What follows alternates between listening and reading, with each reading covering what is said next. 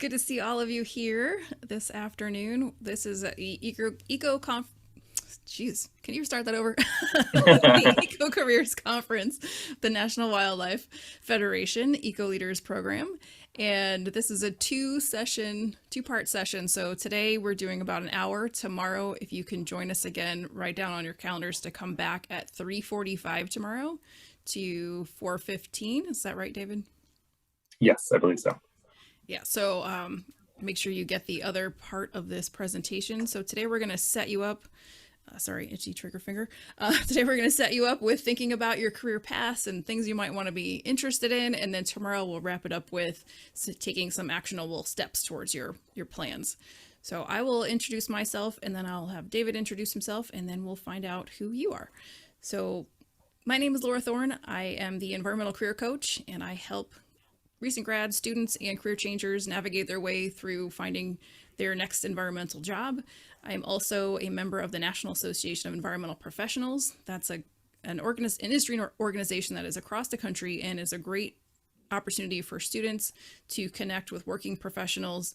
If you go to naep.org, there is student membership. And we also have a podcast called EPR that David was just a guest on. He was our last guest. So if you go onto the environmentalprofessionalsradio.com podcast website or any podcast platform, you'll be able to listen to our interview with David and learn more about him. The podcast is all about us interviewing environmental professionals, learning about their career paths, what they learned from them, what they can give to you as advice, and then just hear from them as people so that you can learn more about what it means to be an environmental professional and maybe feel a little bit less intimidated when you're in a room full of people who have amazing, cool jobs and realize that they're just people too. I was an environmental scientist for 10 years. I worked for a local government agency in the Tampa region doing habitat restoration. And then I resigned from that career in 2016 and have been doing environmental coaching for 4 years now or more. So I appreciate David and the National Wildlife Federation asking me back to help with this conference again. So thank you so much, David. And I'll turn it over to you for your intro. Thanks, Laura. And most of you have probably heard from me already today, but I manage the career development programs for the National Wildlife Federation. It is a set of programs that kind of grew out of our higher education work, though is now offered to high school students and young professionals as well. I also am a career switcher, having pursued a career in environmental engineering, doing that for almost a decade, mostly water and wastewater planning projects before I burnt out and realized it wasn't for me. You'll have to listen to the podcast to hear the rest of that story. And now work at the National Wildlife Federation. I've been here for about 7 years now.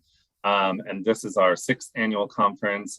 It's definitely the project that I enjoy the most. And we would love to hear from you all. You are welcome to introduce yourselves in the chat so we don't have dozens of people trying to talk at the same time. And if you could also just let us know where you're coming from and whether you're a student or a faculty member, how you identify as a participant of this conference.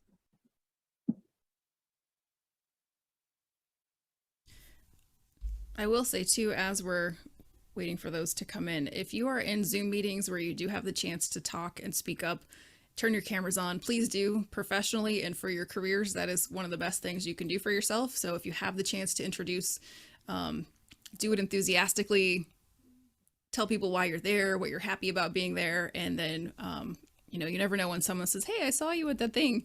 And that's how you start to build a reputation for yourself. So I wish we had time for all of you to introduce yourself unmuted, because I love to put students on the spot like that. But let's see. We have Washington, Chesapeake conservation member. Awesome. Mid-career transitions. Nice. Educator and climate activist interested in green careers. Awesome. High school student. Awesome. Glad you're here, Kaz.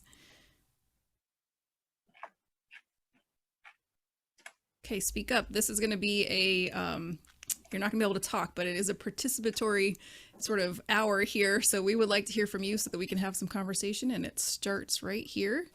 Thank you. Professor, academic advisor, awesome. Good mix of people. Environmental artist, love it, Madison. Fantastic. Thank you all for introducing yourselves. That also helps David and I talk about our experiences and shape our responses to questions as well.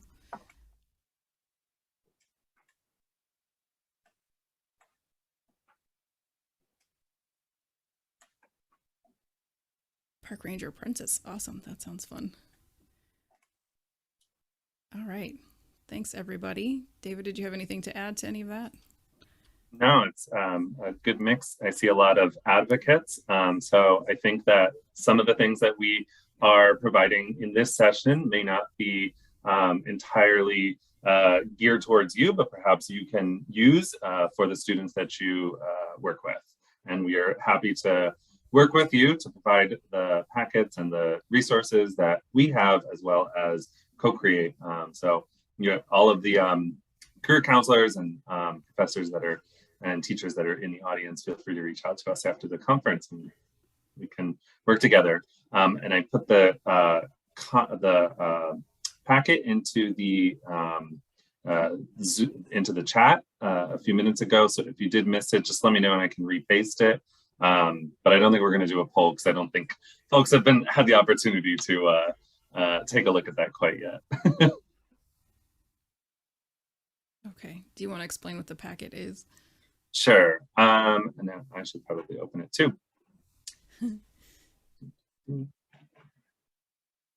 Yeah, so we put together, it's kind of an introduction to career planning. And it takes folks through some of the steps that traditionally are used in developing a career plan. So we start with self-reflection, and we'll do an interactive exercise as part of this session as well on self-reflection. But it doesn't stop there. It doesn't stop. We're giving you a bit of a taste of career planning in these workshops.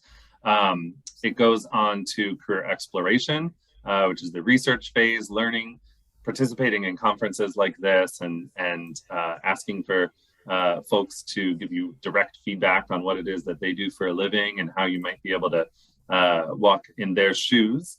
It also has a way to kind of think about career criteria. So one of the things that we hear from students probably the most is there are so many options. How do I choose? And so breaking down that decision process, we have some prompts, some questions that might help lay that out, looking at different scenarios. And then on the final section, part 5, is a template to help you actually write out a career plan and have that with you so that when you're moving forward after this conference, or the students that you bring this to have some ideas for what to do written down, which I think for me, I know is really helpful to make my intentions actions. All right. So the other thing we want to know is, what are your goals, if you have any, at this point? So what kind of goal did you, 2 questions. What kind of goal did you have for coming to the session? And, what would you like to learn from us in the next hour and a half? So today and tomorrow. And then if you have any career goals, any questions that we can answer for you, go ahead and put those in the chat right now too.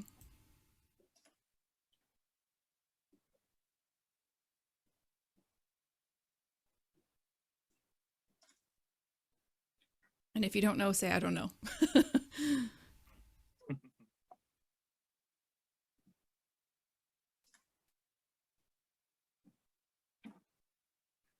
Resources, excellent. Both the EcoLeaders website and mine, the environmentalcareercoach.com, have lots of resources and things available for students and many free opportunities as well. My goal is to create educational materials and activities to educate young people about green careers in K through 12. That's fantastic. I feel like I'm a person who is very overwhelmed by all the options. Understandable, Sally. Connecting my AmeriCorps service to my environmental career. That's great. You definitely want to listen to David's podcast and listen to his Peace Corps experience.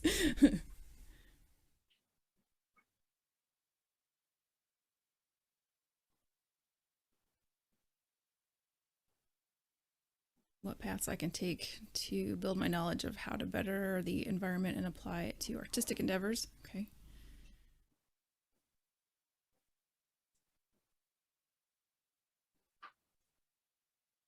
All right, awesome. You guys can keep those coming in. Any more comments on that, David?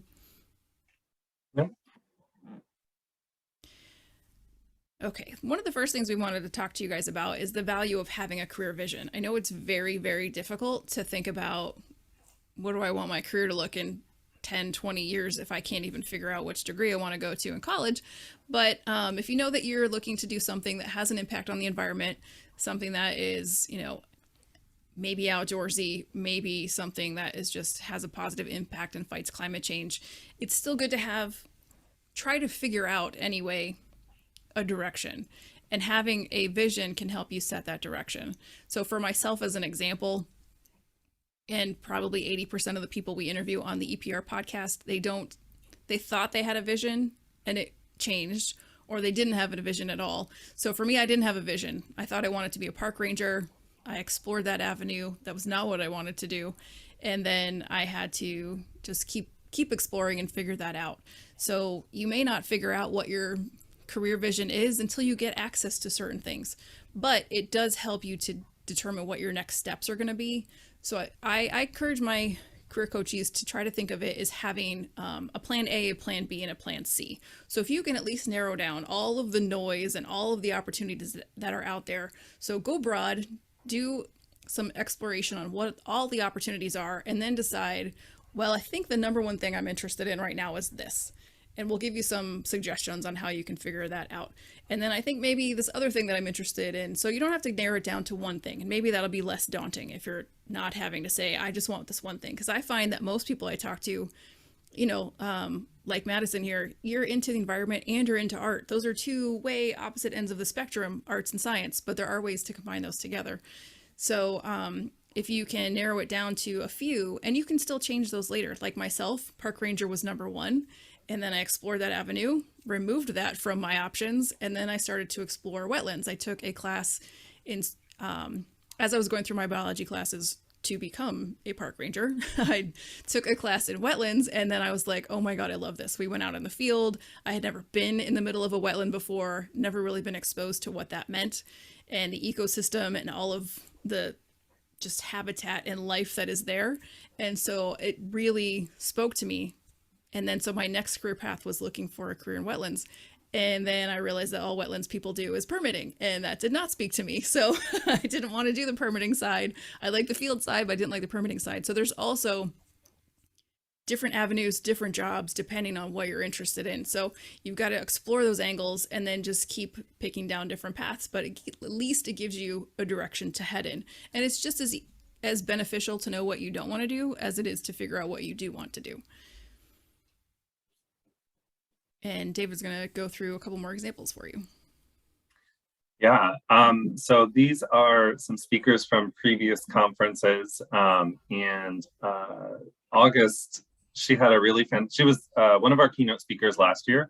And her recording is available up on YouTube. So you all are welcome to check out after this conference, all of the past year's conferences for a wealth of additional guidance and information. But she noted that it's important for her to be loyal to a mission, a vision, a cause, but not necessarily an institution, a business, or an organization. And this is really important for folks who, and her story is really impressive because it's one in which her career path took an unexpected turn when she was laid off and had to regroup and figure out, well, what next? And so if you go into career planning with the expectation or with a vision of a specific job or a specific organization, you may be setting yourself up for disappointment if things just happen to not go that way. And Dr. Mamie Parker gave the opening address a couple of years ago, and gave a really great story about her mother. And she said, the world needs secret heroes. You know, your vision, it doesn't have to be a superhero, to be a CEO, to be the president. Your vision can be to work within an organization, to work within a team, to be a team member that is advancing environmental justice, advancing sustainability goals. And that's okay. And so her vision centered around connecting people and lifting other people up without necessarily always having to be the center of attention. That's awesome. I follow Dr. Parker on LinkedIn, and she's always posting great stuff. I wanted to address a couple of the comments or questions that were put into the chat. So thanks everybody for sharing that. Before we get too much further, high school students, when you're in high school, Megan, you mentioned that you've already gotten a bunch of great tips, so that's fantastic. One thing you can do is share those tips with other people. Writing is very much a part of environmental work and sharing what you've learned and known. So if you can write a blog article about what you've learned at this conference and share it with other high school students, that will be beneficial to you and to other people who couldn't make it here or maybe didn't know about the event. So you can start building a writing career resume building right now. And also just keep exploring. When you follow pages on Instagram or TikTok or wherever you are, LinkedIn, be paying attention to what interests you, and read books. That's a great way, especially in high school, because at this point you just want to explore, just kind of see what you're interested in, be trying to figure out what your A, B, and C might be. The copywriter, Miguel, who wants to change careers. All of these environmental companies need marketing. They have to fundraise, they need to have advocacy, they need flyers, they need people to give them money, they need websites.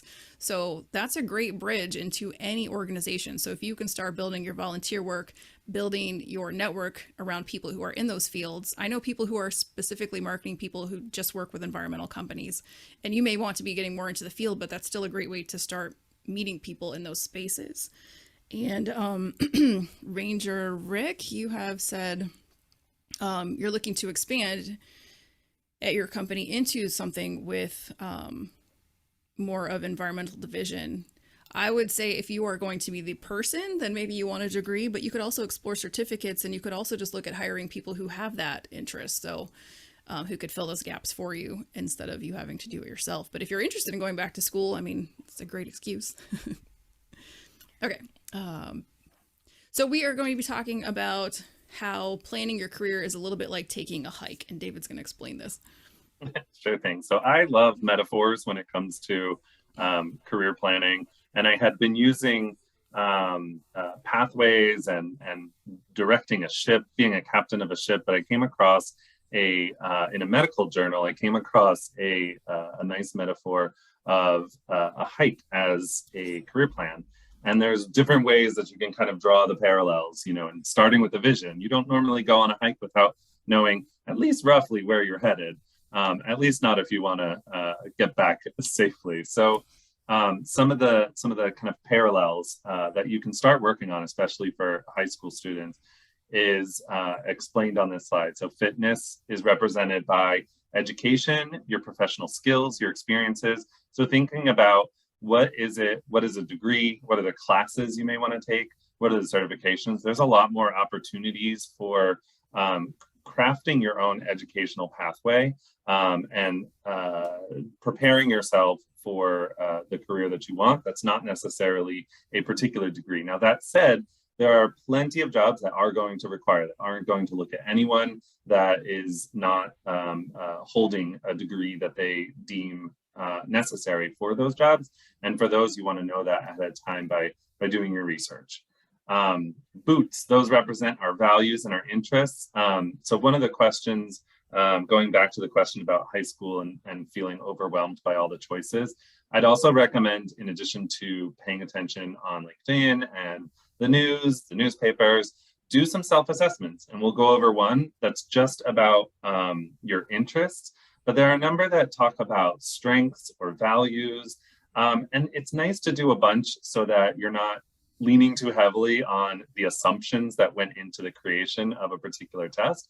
But it's nice to kind of have that wall to bounce off your own understanding of yourself. So that's one thing that I would recommend. Walking stick, family and friends, don't pretend or don't assume that you need to figure everything out in a vacuum for yourself. This is one of the mistakes that I made back in high school. I decided on a career path and didn't really tell anyone. I just was like, this is what I'm going to do. I just know it's right for me. And it ended up burning out. So talk to people, talk to your family, talk to your friends. You never know what kind of connections you may get there. Compass and maps, career pathways. So we will go over this in a couple slides, I believe. This is what we use to represent the environment, the different pathways that are available to you, and there are plenty. And then trail guides. Those are your counselors, your teachers, your mentors. You probably wouldn't want to head out on a hike without figuring out, especially a particularly difficult hike, who's done it before and what advice they have. So reaching out to people in those positions, as well as your guidance counselors, your teachers, is something that we'd recommend. And so you'll see this imagery, and I like to use it. It's a little corny, but so am I. So I like it too. It's a great visual. So let me answer some more questions too, so they don't get buried. Eugene asked, what do you recommend for very young kids to prepare for EcoCareers? For me, it's all about exploration until someone's ready to pay you for that thing you want to do. So as young as they are, get them out volunteering, get them out to the zoo, get them out to the beach, have them looking at things. My family camped. We camped all while I was younger, but there was no connection to the environment. We were just outdoors camping. So it didn't really have an effect on me. I'm not one of those persons like, I camped my whole life and now I want to work for the environment. Until I actually went to school for the environment, I didn't understand even the environment I was camping in. So get the kids out there and get them involved in summer camps. And there's a lot of nonprofits that are doing projects where they're teaching kids and they have educational elements. So I would say, get them touching, feeling, and learning what things are. Going out to a park is great, but until you start learning and seeing how what's around you is connected to you and to each other, you don't build an appreciation for that. Emily, I'm currently in a internship for a park ranger position and realizing it is a little bit more about law enforcement. You're in high school, so same thing, keep exploring. I was in the same position. I did park ranger in Florida. Park ranger in Florida is not even as much law enforcement as it is janitorial. So I didn't want to do that. There's cool parts of it, but cleaning the bathrooms was not for me. But if you're a park ranger in Utah, they're going to give you a gun. So park ranger is also a different definition in different parts of the country and a different experience. So it's very hard to take advice from one person and say, oh, I love this, because their experience is going to be unique to them. So I also do caution people in asking other friends, family for advice, because their advice is going to come from their lens and what they've experienced. So if you think that you have an interest in something, please explore it from your own lens and see how it works out for you, because maybe you like the law enforcement aspect of it. But if you find that you don't, you could park range in a different environment, or you could do something more educational. I think that the jobs that park rangers do, a lot of it is educational. So they're, and in addition to law enforcement, they're also educating the people who come through the park. So if you just like that piece of it, maybe try to find a nonprofit you could work with that does education with the community, would be a suggestion. David's also answered some stuff there, and let's move on. So back to, or sticking with the hiking analogy, as David mentioned, you're not going to start off on a hike without knowing where you're at. So you got to figure out, where am I? What do I know? What do I not know? What do I need to know? So if you're heading out on a hike, you want to have the direction so that you know if you're going on a difficult hike, an easy hike, is it a day hike or a multi-day hike? I like to think of the assessments you can do as what you're going to put in your backpack. So if I have in my backpack some volunteer experience, some knowledge of the area that I'm in, if I have the right values packed in, I'm probably going to have a more enjoyable hike. So some of the ways you can fill your backpack are to do these self-assessments. And so EcoLeaders has one that they have adopted and have a form online that you can do, but it's also in the packet. So I will let David walk you through filling that out. You're still So I muted, just David. put the Okay. link into the chat, which you are all welcome to click on there. And this takes you to a version of a pretty popular interest assessment.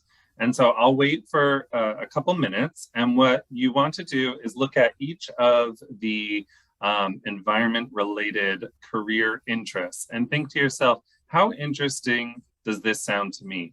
Now, there are a couple of caveats. First, how interesting does this sound to me to do every day?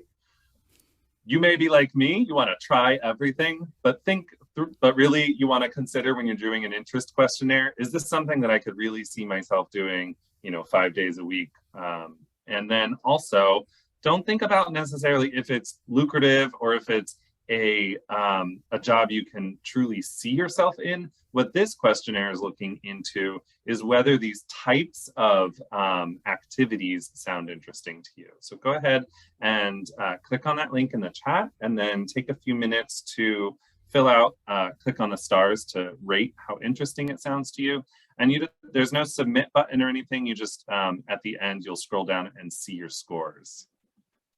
I'm going to go ahead and redo it again because I like to see how things change over the years.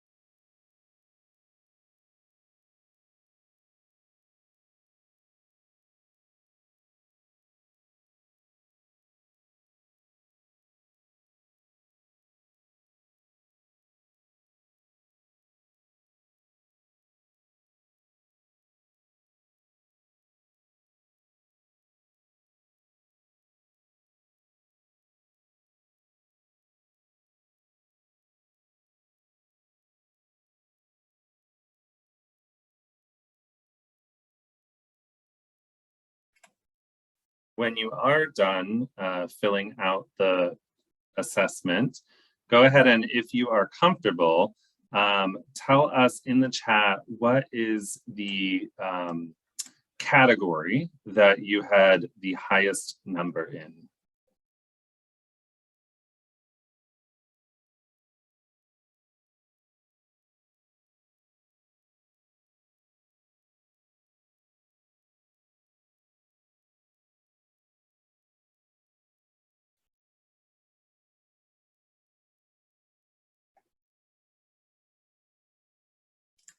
Excellent. Looks like folks are all over the spectrum. I myself got the highest score in social as usual, despite my fears of public speaking. I apparently just can't get enough of it. And that is one of the things to bear in mind. This may not be something that you're comfortable in, even though you are interested in. And when you're figuring out what potential careers might be good choices for you, that's why it's helpful to look at both your strengths and your interests, as well as other aspects. I'm curious, to those who have responded already, and keep it going in the chat, are you surprised by the answer that you got? One of the things that I like to tell, especially with younger audiences, high school students that I do these kind of assessments with often, is to try these self-assessments, but approach them with a critical lens. Don't take any self-assessment and assume that the answer that you get is sacrosanct or written in stone. It is just as helpful to evaluate your response to an assessment, to a quiz that's telling you what you should do with your life, as it is the response itself. And many of these assessments have been built upon problematic assumptions or limited groups, limited populations, and are thus not particularly relevant. But I do still think that they're helpful to help you grapple with all of the different personal factors that go into finding a career that you will succeed and love.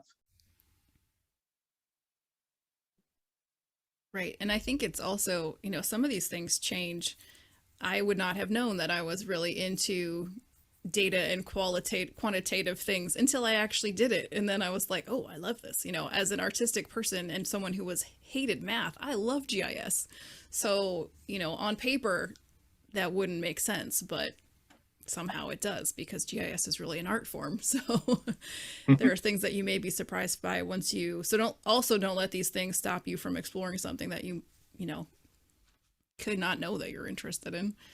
But we're looking to figure out, you're exploring not only what opportunities are available, but you're exploring yourself and your interests and then trying to align the two essentially. So any of these tools that you can use are helpful for that. So that is one. And as David mentioned before, there are other ones. Probably early on in high school and some colleges, they will have you do skills assessments. And that, again, is one of those things to me. All of these have pros and cons. The skills one is problematic to me because of what I just said. You don't know what skills you're into until you, or good at until you try it. So you can't really say, well, you don't have these skills because nobody has the skills until you have the skills. So that's a tricky one to do. But I think what's worth thinking about is looking at job descriptions. Those of you in college, I think you should be looking at job descriptions and you should be looking at what their qualifications and skills required are and thinking about whether you have them or would want to get them. So for me, go back to the wetlands job. I would love to spend all day, every day tromping around wetlands, but do I want to come back to the office and work on writing permits for customers and clients? No.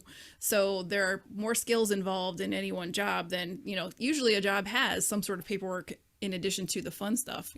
Yes, you get to do social and education, but then there's paperwork involved or some other administration that is not as fun. And most of you are going to be able to learn whatever skills it are. It's just a matter of, do you want to learn those skills? Experiences too, same thing. You don't have the experience till you get the experience. So it's more of a matter of are you interested? So for me, I'm a person who doesn't like to be on a boat without shoes.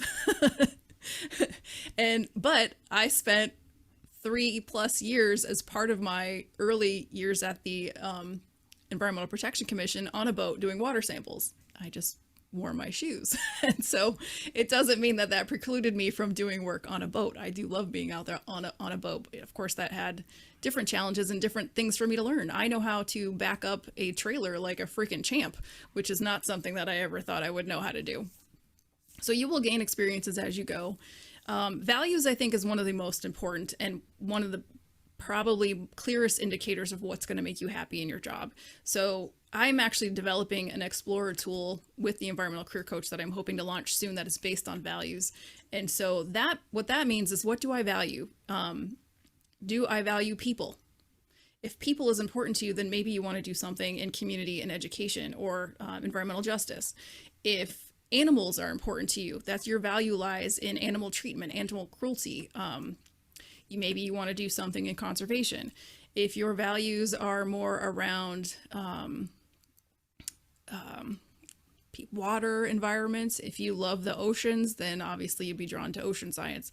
So getting clear on what you value can help you to align yourself. And it gets really more into the details, especially for those of you who are actually applying for jobs, aligning your values, what's important to you, with the company that you're applying for. So there are companies out there who do development. So they build buildings, they build roads, they build highways, and that means they take down environment.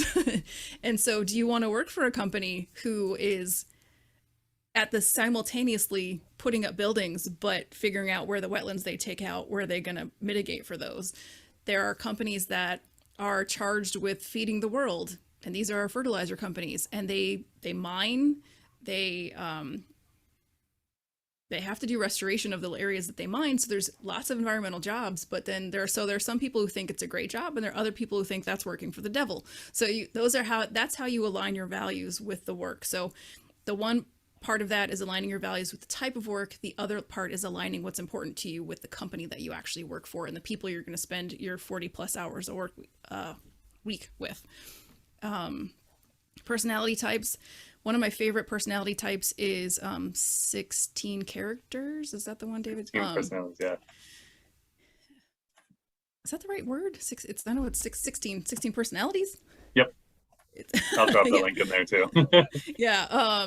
And it's because they have like cute little characters and whatever, and it's kind of fun. It's a spin-off of Myers-Briggs, which is another popular one that's been around forever. But essentially, it tells you like I'm an architect, and it totally makes sense. I'm a builder. I love to create things.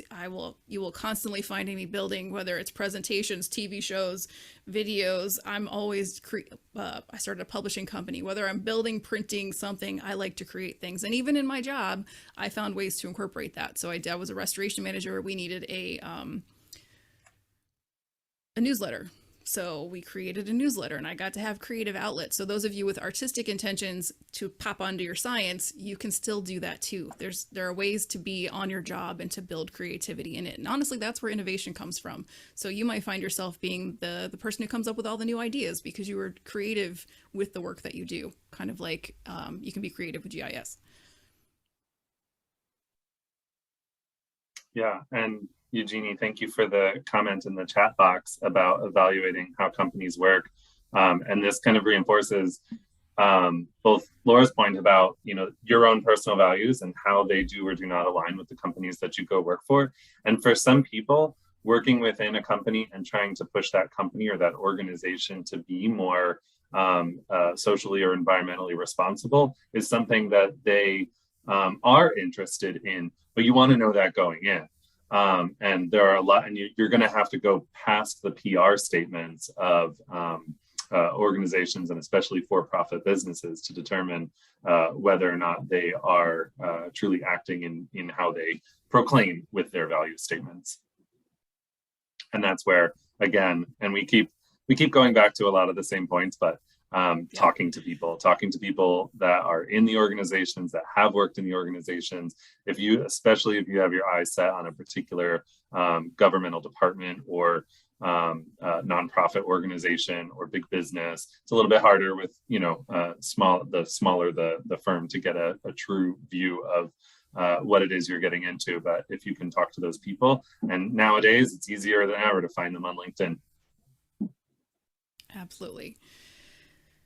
So choosing a direction, like I said, get your plan A, plan B, plan C, and hit the ground, start exploring. So whether that's reading books, talking to people, volunteering, there's volunteer work everywhere in the environmental field. So that's probably one of the best ways that you can really get your feet wet and sometimes literally to go out and just see what it's like.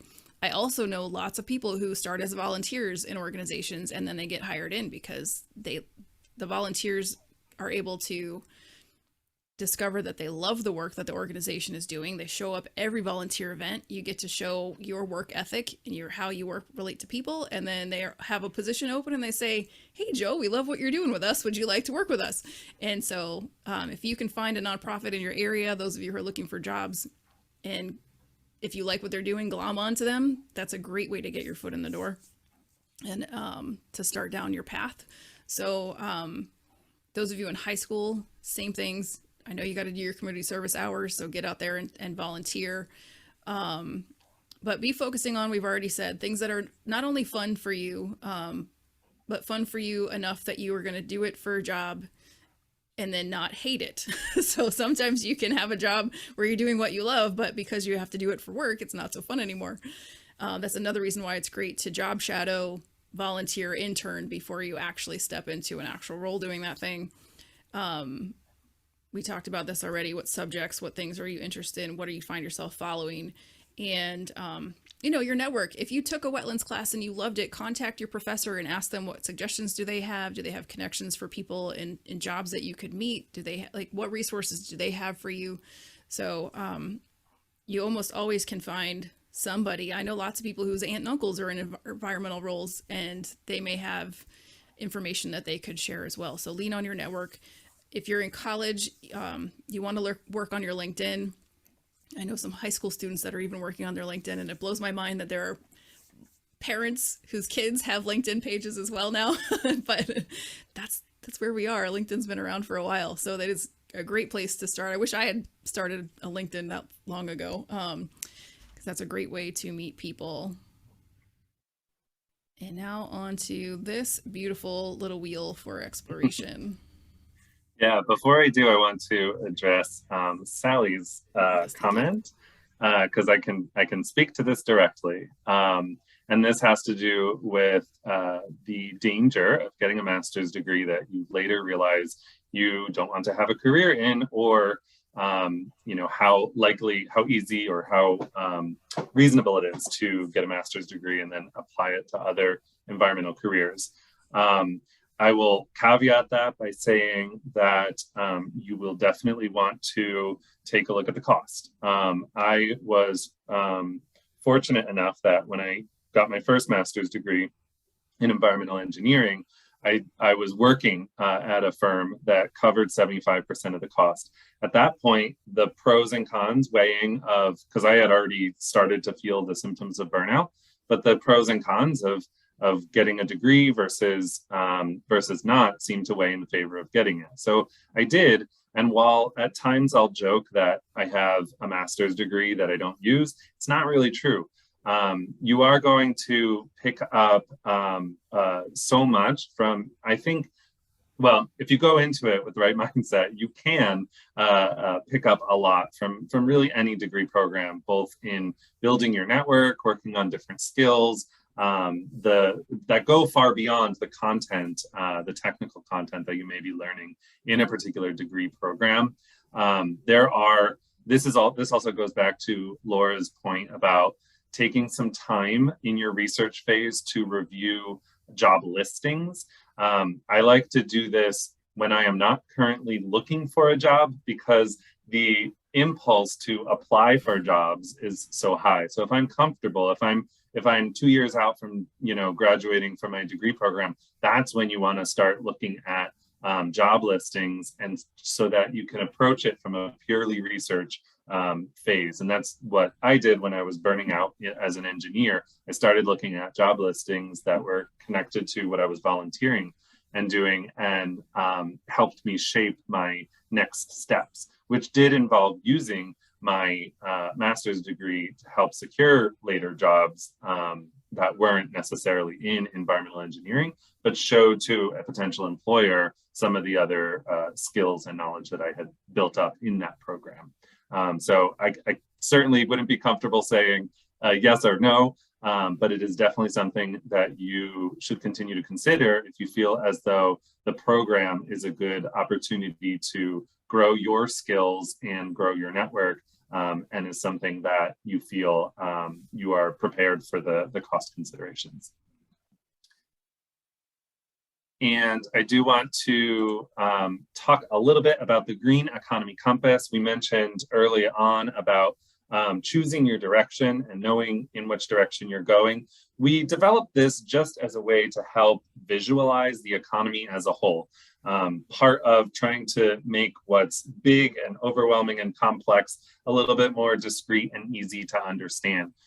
So we grouped different sectors of the economy into 4 different cardinal directions. Those are nature, working in and for nature, infrastructure, products, and then this more nebulous ideas and services creating demand. And then within each of those cardinal directions, we have 3 or 4 different career sectors. And these 13 career sectors that you see listed on this slide are each represented in the NWF EcoLeaders Career Center. And from that, you can investigate different interviews with professionals who work in these fields, different degrees that may help set you up for careers in these fields, as well as, and this is also important, projects that you may be able to work on as a student while you're still in high school, while you're still in college. We have examples from hundreds of different eco leaders that have worked on projects within each of these fields as a student to help get their feet wet, so to speak, and learn more about a particular field before deciding to pursue that field. Okay, thank you. So these are all our stepping stones for getting your vision, kind of what direction do you want to head, trying to figure out where you're at now and what you might need to go down that path. We're going to open up to questions, and there's already one here from Emily to answer. So if you have any other questions, go ahead and put them in there. We've got 15 minutes left. Again, we're coming back here tomorrow at 3:45 for another half an hour to wrap things up and to talk about how you take this vision and direction into the next steps that you could actually do. So on your worksheet that you have, the next pieces after the interest form are putting your next steps into an action plan. So we'll talk more about that tomorrow. Emily asked, should high school students start a LinkedIn? If so, what content should be put on there? And I would say if you are ready to start working and volunteering, go for it. There's nothing that says you can't. The only thing that it would show is that if people find you that you are motivated and self-motivated, and it'll help you build your confidence. And I find that some people, when they are starting them too late now, it takes a while to build connections. So if you can have it now, you could be connecting with your professors as you go through school. You can connect with me, you connect with David. And then by the time you're ready to job search, you've got hundreds of connections and people you could reach out to start making your career move. So I don't think it's a bad idea. What you should put on it, tomorrow I have a free LinkedIn checklist. I can pop in a link in the chat tomorrow. But basically you would put anything that any professional would have, except you're going to probably have volunteer work, things you're interested in as a high school student. Your summary will be pretty much there's a summary part in LinkedIn where you just write about yourself. And that's kind of like an introduction. So if David had asked to meet with me over LinkedIn and I'd never met him before, I could go to his profile and just learn a little bit about him before I accept a meeting with him. So LinkedIn really just helps you get that foot in the door to meet total strangers. I have met people who are the CEOs of giant companies just by reaching out on LinkedIn. It's very valuable right now. Who knows in the future if it gets oversaturated, if it'll still work that way, but right now it's a great career tool. Any other questions? Go ahead and put them into the chat box. I'll interrupt. I have to hop out to get the next session started up, but Laura can answer your questions. So thank you all, and thank you, Laura. Thanks, David. See you tomorrow.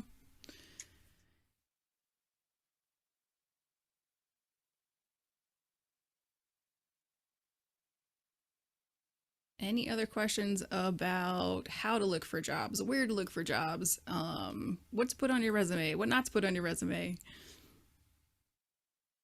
Now's the time to ask.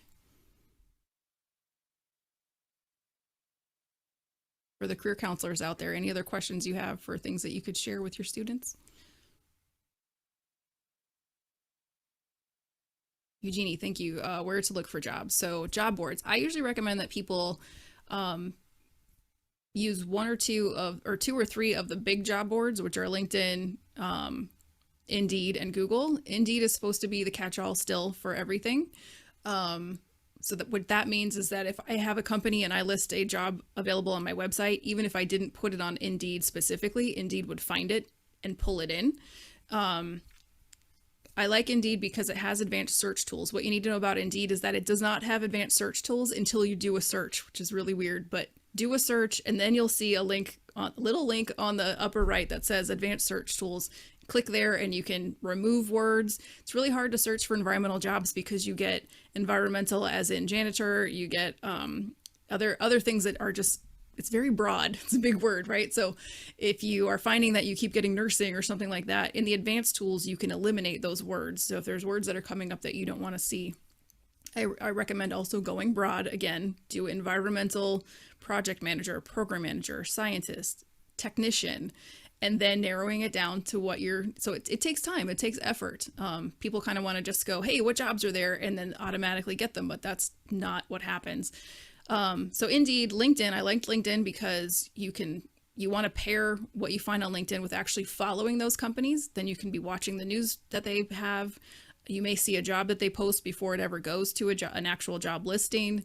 And so you have those, you can see who works for those companies. So if you want to pair networking and meeting some people and asking them questions about working there, you can do that all within LinkedIn. And then I like Google because their job search is just very broad, and I trust Google and their tools. And then you want to do maybe one or two. You've got your plan A, your plan B, your plan C. there's usually niche job boards. So if you follow, if your plan A is in conservation, you can follow the Conservation Job Board Network. And if it's in renewable energies, there are specific renewable energy job boards, but they usually are the same, are also listed on the bigger ones. So I don't recommend like following too many of those, just so it's not too time consuming, but one or two is good. Can you provide an answer for each of those you just asked? Sorry, Benjamin, could you remind me? I'm too far ahead now. Each of which that was just asked? Oh, I forgot what I asked. So if there's a specific one that you want, let me know. What helps you stand out on a resume? Oh, that's a lot, Kaz. So a resume, one is how it looks. Is it formatted right? Is the spelling right? I mean, that's initial, the very first round thing. If you've got spelling errors, the formatting isn't good, you've got too many different fonts, it's too crazy, I'm going to assume that your resume is a reflection of you. So if it's poorly organized, I'm assuming you're a poorly organized person. If it's not written right, I'm assuming you're going to get on my job and not spell right. I also want you to represent my company. So you want it to, the things that stand out are self-initiated things that don't have to be on there. So if you're applying for a GIS position, on top of, if you're recently graduated, for example, if you just graduated, you don't have the same courses. This happened to me hiring for the Environmental Protection Commission. We would have a entry-level position where we're looking for someone with GIS experience, and 5 people from the same college would come and interview, and they would all have, well, I took this course and this course and this course. Okay, well, you all took the courses. The person who stands out is the person who did an extracurricular project. I did these courses, but I also did this project on my own to research I pulled data from existing free resources, and I created this map, and I did this thing on my own. That kind of stuff stands out. Think about how the person reading it would view it and understand that you're going to be the best person for the job. So that's really how to make it stand out. Deborah, seems difficult to get a resume picked up by USA Jobs. They're tough. So there are some career coaches and resources specific to USA Jobs. I think I interviewed somebody who worked for USA Jobs and did resume reviews, and there's an article on my website if you search the blogs. And so there should be tons of advice there. Off the top of my head, it's also those types of places, the Nature Conservancy, the government, like EPA. If you want jobs in those places, you cannot expect to apply once and get it. I know people who've applied 40 times before they've gotten hired to work for Parks and Rec. So it may seem difficult, Deborah, but keep going and try to make improvements every time. And also try to network. If you can try to meet somebody who works at the organizations you're applying to, that can help also. And follow the directions. The government is huge on if you follow directions. Any recommendation? Sorry, Maria. Any recommendations on connecting with people on LinkedIn? Should you just send them a connection request or send a message? Okay, great question. I also have, if you go on my YouTube channel, there are lots of information on how to network and what to say. So if you go to, I think it's how to network without feeling stalkery, there's a whole lot of information on what to say when you connect with someone on LinkedIn. But essentially, you want to send a message, you want to make it personal, you want to tell them why you're reaching out and why you reached out to them. So I don't want to get a message from someone that seems like they sent it to 10 other people and it's not personalized to me. So the way that you can do that is to actually look at their profile before you send the request, pull something out of it that is a connection. Doesn't matter if it's a big connection or a little connection. We can both, that's why there's a benefit of joining an organization like the National Association of Environmental Professionals, because you could just say, hey, I'm a student. I just joined this organization. I see that you're a member. You automatically have a connection to thousands of people who are in that organization. You can go to the same you can have the same alumnus school. You could have both volunteered at the same place. Maybe they mentioned that they love skiing. You could mention that you love skiing. All that does is tell them you actually read their page and that you are reaching out to them for a specific purpose. Everyone wants to feel special, even the CEO of a company. So make sure you're doing that and make it personal and professional. Again, you are representing how you would be on the job. So when I get messages from people that just say, hey, I'm looking for a job, can you help me? I'm immediately turned off. You didn't use my name. You obviously didn't look on my website to see all the great resources. Now someone messages me and says, hey, Laura, I looked at your website. Thank you so much for providing all those great resources. I was wondering if you could answer another question for me. Then I'm happy to do so. But if you just say, hey, I want to connect, then I'm just going to say, hey, go look at my website. So I hope all that makes sense. But essentially, you want to make it personable and make the person understand why the why is important in every detail. So why should they want to connect with you? Benjamin, what not to put on a resume?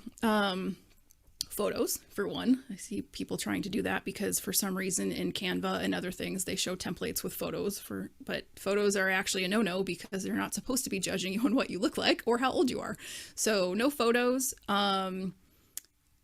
Interests is something especially a lot of young people do. They try to fill space. That can sometimes be okay, especially if your interests are aligned to something that might help you be beneficial to the job. So like hiking, if you're going to be a tour guide operator, a person who spends a lot of times outdoors, that's really helpful. But if you're applying for something that is professional and office based and you're just telling me that you love to play guitar, that's probably not helping your resume. What else not to put on the resume?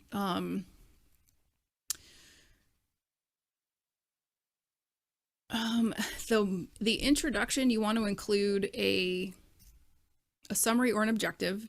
You can look up the difference between the two and why, and that's a little introduction to yourself. If you are looking for a job with experience, you don't want to put an objective because that says, I'm just out of school. If you are looking for a job just out of school, you would want to use an objective. So your resume also tells people a little bit about your situation. So I do also have a free resume checklist on the website if you're interested in that. And one website I found interesting is Climate Base. Sorry, I don't have time to look at that right now, but I can look at it before tomorrow. So I got to wrap up. Thank you all for being so participatory and providing all of your comments and questions. Makes it much more enjoyable. And I hope you'll all come back tomorrow for the second half where we'll talk about more of this, putting things in action. If you think of more questions tonight, you can bring them in. If you want to connect with me on LinkedIn, it's Laura J. Thorne. You'll find me there. And the Environmental Career Coach is also there as well. The website has tons of free information. EcoLeaders has a lot of great information too. So between the two of them, you should be able to find everything you need for your job search. And I hope to see you all back here tomorrow at 3:45.